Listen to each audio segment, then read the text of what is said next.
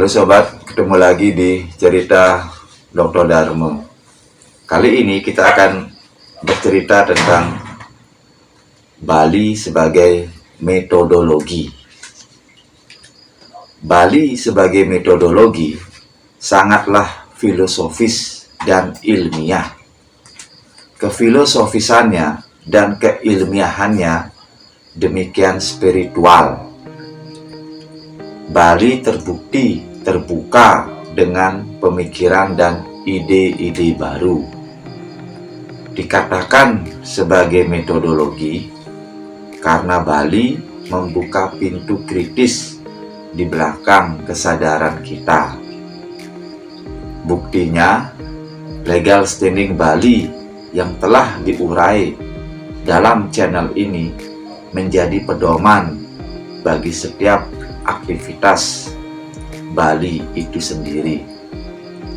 Dikatakan filosofis karena nilai-nilai yang mengendap adalah penghormatan kepada agama Hindu.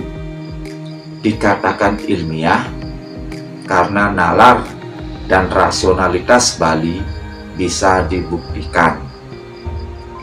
Sedangkan dikatakan spiritual karena jalan hidup Bali dibingkai oleh Dresta. Ada sastra Dresta, yakni nilai-nilai agama yang disematkan ke dalam kuno Dresta atau budaya, yang disatukan oleh pandangan hidup bersama sebagai entitas Bali yang disebut dengan Loka Dresta, dengan menaati adat istiadat sebagai aturan mainnya. Di Bali disebut sebagai Desa Dresta. Biar lebih masuk akal, kita paradokkan yang berbunyi, dulu orang Bali menyembah patung agar panen berhasil, kini menjual patung untuk membeli hasil panen. Bila ditilik, paradok tersebut mencoba menerangkan ada kemajuan dalam memproduksi nilai. Namun di sisi lain ada trade-off sebagai konsekuensinya. Mari kita bedah lebih dalam lagi.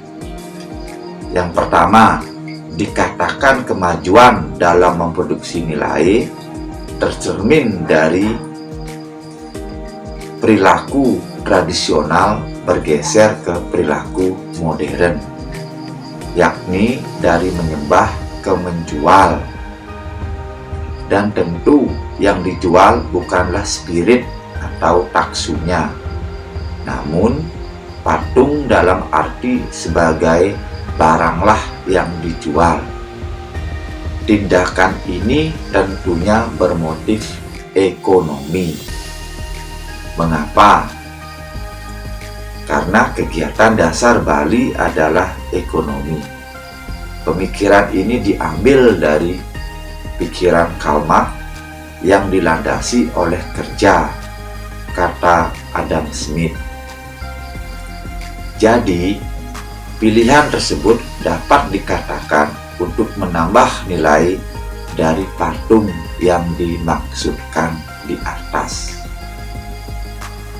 Apakah pilihan tersebut dapat dikatakan orang Bali telah mengalami keterasingan atau alienasi terhadap tindakannya sendiri? Terlalu dini mengatakan hal tersebut. Bagi orang Bali, teralienasi bila spiritnya tercerabut dari akar budayanya, dan itu belum terjadi. Yang kedua, ada pergeseran fenomena dari produsen menjadi konsumen, tepatnya dari agar panen berhasil ke membeli hasil panen. Apakah ini kemunduran? tentu terlalu dini juga mengatakan itu. Yang jelas, fenomena itu menerangkan adanya pergeseran dari komoditi ekonomi ke good ekonomi menuju services ekonomi dan experience ekonomi.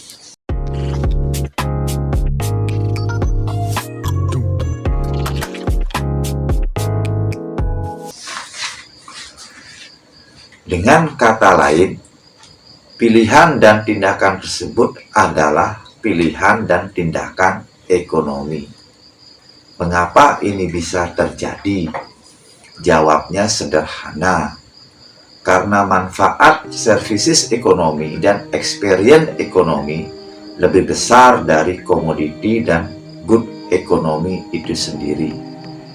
Hal inilah yang menjelaskan mengapa orientasi Bali lebih berpihak kepada sektor pariwisata, bukan pertanian.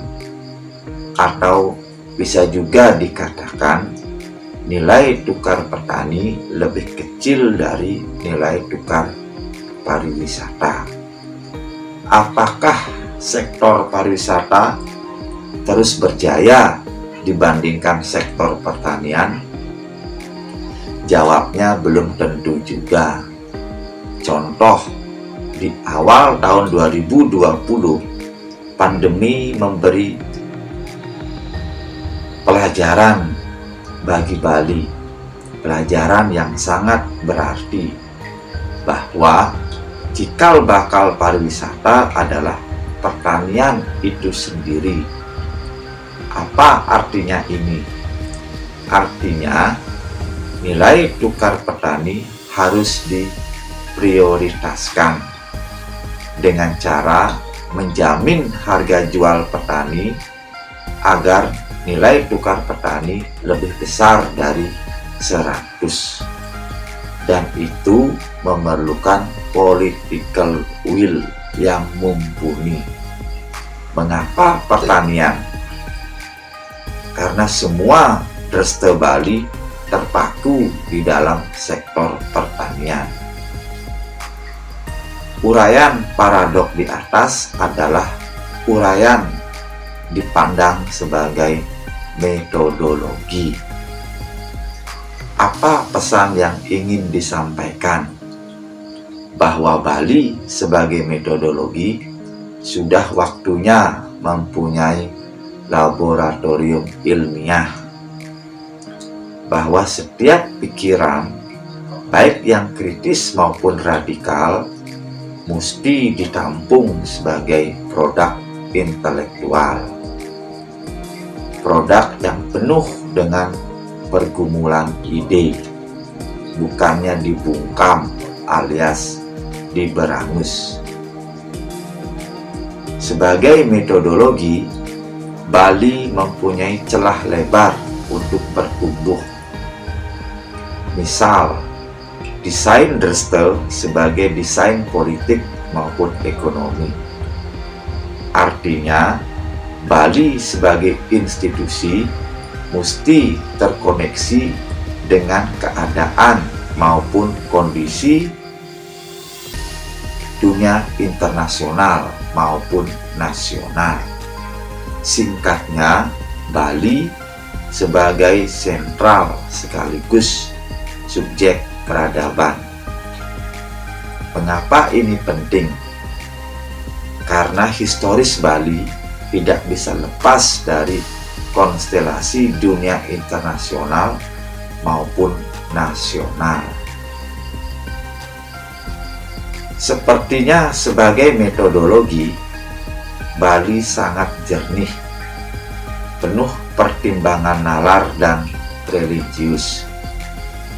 Dan ini mendesak untuk disegerakan agar pikiran Bali tidak tumpul, melainkan senantiasa diasah agar Bali sebagai metodologi mewacanakan tema-tema yang mengagumkan. Cerita ini adalah ajakan dan seruan.